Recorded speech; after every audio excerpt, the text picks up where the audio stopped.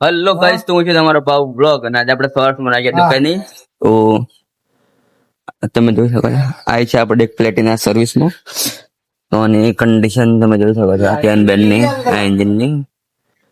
તો આપણે ને ફોન અને ઉલીન બેહી ગયા, ખોલી નાખ્યું પાછલું વ્હીલ અને આપણે ચેન ચક્કર બી ખોલી નાખ્યું ને થોડી સફાઈ બી કરી લઈએ. તો તમે જોઈ શકો છો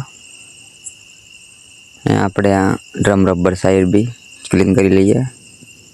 આ બોકેટ ચક્કર કવર ઓપન કરીને જોયું તો અંદર બહુ કચરો જામી ગયો છે, તો આના બી સફાઈ કરવી જરૂરી છે. તો આ કરી નાખી ક્લિનિંગ, પછી ચેન બી થોડી ધોઈ નાખી અને નાખી દીધા નવા લાઇનર